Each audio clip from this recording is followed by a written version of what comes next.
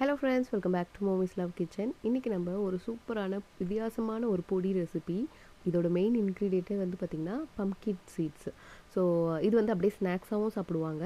நம்ம இன்றைக்கி இதை வச்சு ஒரு பொடி பண்ண போகிறோம். இது வந்து நீங்கள் ரைஸ்லேயும் போட்டு சாப்பிட்டுக்கலாம், இல்லை இட்லி தோசைக்குமே வச்சு சாப்பிட்டுக்கலாம்.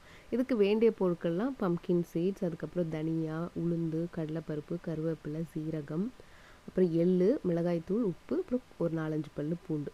இப்போ நம்ம ஒன்றுத்தையாக வறுக்க போகிறோம். ஃபஸ்ட்டு பம்கின் சீடை ஜஸ்ட் ஒரு 10 செகண்ட்ஸ் தான் நான் இதை வந்து சூடு பண்ண போகிறேன். ஏன்னா இது ஏற்கனவே ரோஸ்டட் தான். காஸ்கோவில் கிடைக்குது உங்களுக்கு ஆர்கானிக் பம்கின் சீட்ஸ். அது ஒரு பேக்கெட் வாங்கி வச்சுக்கிட்டிங்கன்னா அது நிறைய நாள் வரும். நீங்கள் ஃப்ரிட்ஜில் வச்சுக்கிட்டிங்கன்னா இன்னும் நிறைய நாள் கூட உங்களுக்கு கெட்டு போகாமல் இருக்கும். ஸோ இதோட ஹெல்த் பெனிஃபிட்ஸ் வந்து பார்த்திங்கன்னா இதில் வந்து நம்மளுக்கு ஆன்டி ஆக்சிடென்ட்ஸ் ஜாஸ்தி, ப்ரோட்டீன் ரொம்ப ஜாஸ்தி, ஜிங்க், மெக்னீஷியம்லாம் ஜாஸ்தி. ஸோ அதனால் வந்து பார்த்திங்கன்னா நம்ம மசில் டெவலப் ஆகுறதுக்கு, மெயினாக குழந்தைங்களுக்கு, ஈவன் சுகர் இருக்கிறவங்க கூடமே இந்த பம்கின் சீட்ஸை ஒரு ஸ்நாக் மாதிரி சாப்பிட்டுக்கலாம். ஸ்நாக் மாதிரி பெரியவங்க சாப்பிட்லாம், பட் சின்ன பசங்களுக்குலாம் வந்து பொடியாக கொடுத்தோம் அப்படின்னா இன்னும் ஈஸியாக இருக்கும். இப்போ நான் ஃபர்ஸ்ட்டு வந்து பம்கின் சீடை வறுத்து வச்சுட்டேன் இல்லையா. அடுத்து ஒரு 2 டேபிள் ஸ்பூன் கடலைப்பருப்பு, அது லைட்டாக ரோஸ்ட் ஆகிட்ட பிறகு 1 டேபிள் ஸ்பூன் உளுந்து சேர்த்துருக்கேன். உங்களுக்கு இந்த பருப்பு வகைகள்லாம் வேண்டாம் அப்படின்னு நினச்சிங்கனாலும் இதையும் நீங்கள் ஒமிட் பண்ணிக்கலாம். பட் இதெல்லாம் சேர்க்கும் போது இன்னும் டேஸ்ட் இருக்க தான் செய்யும். நெக்ஸ்ட்டு 1 டேபிள் ஸ்பூன் தனியா, 1 டீஸ்பூன் சீரகம். இது அப்படியே நல்ல ஒரு வாசனை வர வரைக்கும், கலர் சேஞ்ச் ஆகிற வரைக்கும் நல்லா வறுத்துக்கோங்க. ஸோ இந்த பொடி வந்து பார்த்திங்கன்னா நம்ம நார்மல் இட்லி பொடி அதை கம்பேர் பண்ணும்போது இது இன்னுமே ஈஸியாக குயிக்காக செஞ்சு முடிச்சிடலாம். நீங்கள் ஒரு சின்ன சின்ன பேட்சாக செஞ்சு வச்சிட்டிங்க அப்படின்னா உங்களுக்கு வந்து அந்த வீக்குக்கு வேண்டியது உங்களுக்கு நல்ல ஒரு ஃபார்மில் ஒரு ப்ரோட்டீன், உங்களுக்கு பிடிச்ச ஃபார்ம்லேயே ஒரு ப்ரோட்டீனை ஈஸியாக சாப்பிட்ற மாதிரி இருக்கும். இப்போ நம்ம அந்த பருப்புலாம் வறுத்துருக்கோம்லே அதையும் தனியாக எடுத்து வச்சுருங்க. இப்போ நெக்ஸ்ட்டு ஒரு 4-5 பல்லு பூண்டு, அதுக்கப்புறம் ஒரு கைப்பிடி அளவுக்கு கருவேப்பிலை. இது அப்படியே உங்களுக்கு அப்படியே ரோஸ்ட் ஆகிட்டு வரணும். அந்த மாதிரி நல்லா ட்ரை ஆகுற மாதிரி இதை வறுத்துக்கோங்க. இது கூடவே நான் ஒரு 3 டேபிள் ஸ்பூன் அளவுக்கு எள்ளு அதையும் சேர்த்துருக்கேன். நான் என்கிட்ட கருப்பு அண்டு வெள்ளை 2 எள்ளும் சேர்ந்து இருக்கிறதுனால அதை சேர்த்துருக்கேன். நீங்கள் எந்த கலர்னாலும் சேர்த்துக்கலாம். இப்போ நம்ம வறுக்க வேண்டியது எல்லாத்தையும் வறுத்தாச்சு. இது நல்லா ஆற வச்சுட்டு நம்ம ஒரு மிக்ஸி ஜாரில் போட்டு நல்லா கிரைண்ட் பண்ணிக்கலாம்.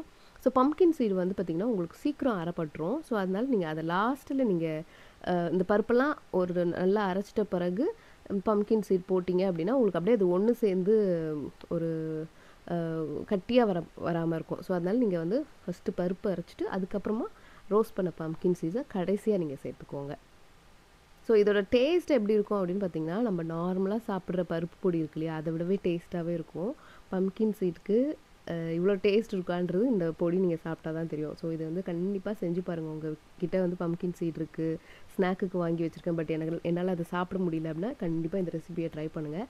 இல்லைனாலுமே வாங்கி இந்த ரெசிபியை ட்ரை பண்ணி பாருங்கள், ரொம்ப நல்லாயிருக்கும். இப்போ நான் வந்து காரத்துக்கு மிளகாய் தூள் 1 டீஸ்பூன் அளவுக்கு சேர்த்துருக்கேன். அப்புறம் தேவையான அளவு உப்பு அதையும் போட்டுட்டு நல்லாவே நைஸாகவே அரைச்சிக்கோங்க.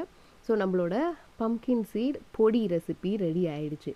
இது வந்து அப்படியே நீங்கள் ஒரு ஏர்டைட் பாக்ஸில் போட்டு 1 வீக் வரைக்கும் ரூம் டெம்பரேச்சரில் வச்சு யூஸ் பண்ணிக்கலாம். இல்லை அப்படின்னா வந்து ஒரு 2 மந்த்ஸ் வரைக்கும் நீங்கள் ஃப்ரிட்ஜில் வச்சு கூட யூஸ் பண்ணிக்கலாம். நல்லா சூடான சாதத்தில் கொஞ்சம் நெய் இல்லை நல்லெண்ணெய் போட்டு இந்த பொடியை வந்து நீங்கள் போட்டு சாப்பிட்லாம். டெய்லியுமே நீங்கள் சாப்பிட்லாம், தப்பே கிடையாது. உங்களுக்கு வெயிட் மேனேஜ்மெண்ட்டுக்குமே ரொம்ப ரொம்ப ஹெல்ப்ஃபுல்லாக இருக்கும். நம்ம எப்போவுமே ரைஸ் சாப்பிடுவோம் இல்லையா, ஸோ அதில் ஒரு 2 வாய்க்கு மட்டும் இந்த பொடி ஒரு டீஸ்பூனோ இல்லை 2 டீஸ்பூன் நார்மலாக ஒரு அடல்ட் கன்சம்ஷன் வந்து பார்த்திங்கன்னா இந்த பம்கின் சீடோட அளவு பார்த்திங்கன்னா 2 டேபிள் ஸ்பூன். ஸோ அதனால கண்டிப்பாக தாராளமாக நீங்கள் 2 டீஸ்பூன் அளவுக்கு நீங்கள் டெய்லியுமே எடுக்கலாம். ஏன்னா நம்ம இதில் நிறைய பருப்புகள்லாம் கூட சேர்த்துருக்கோம். ஸோ இந்த பொடியை போட்டுட்டு நீங்கள் ஒரு லஞ்ச் பாக்ஸ் ரெசிபி கூடமே ரெடி பண்ணலாம். ரொம்பவே டேஸ்ட் நல்லாவே இருக்கும்.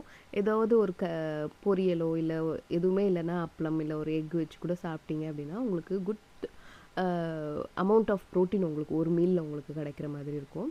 ஸோ நான் சொன்ன மாதிரி இது ரெகுலராகவே நீங்கள் சாப்பிடலாம். நல்லா வந்து ஃப்ளேவர் வந்து நல்லாயிருக்கும். அந்த பம்கின் சீடுக்கு ஒரு லைட்டாக ஒரு ஸ்வீட்டிஷான ஒரு இது இருக்கும், நட்டி ஃப்ளேவர் இருக்கும். ஸோ கண்டிப்பாக எல்லாருமே ட்ரை பண்ணி பாருங்கள். உங்களுக்கு எப்படி பிடிச்சிது அப்படின்றத ஃபீட்பேக்கை கமெண்ட்ஸில் ஷேர் பண்ணிக்கோங்க. மாமிஸ் லவ் கிச்சனோட எப்போதுமே இணைஞ்சே இருங்க. நான் போகிற எல்லா வீடியோஸும் நீங்கள் பார்க்கணுன்னு நினச்சிங்கன்னா அந்த பெல் பட்டனையும் சப்ஸ்கிரைப் பட்டனையும் ப்ரெஸ் பண்ணி வச்சுக்கோங்க. இதே மாதிரி இன்னொரு வீடியோவில் உங்களை சந்திக்கிறேன். நன்றி, வணக்கம்.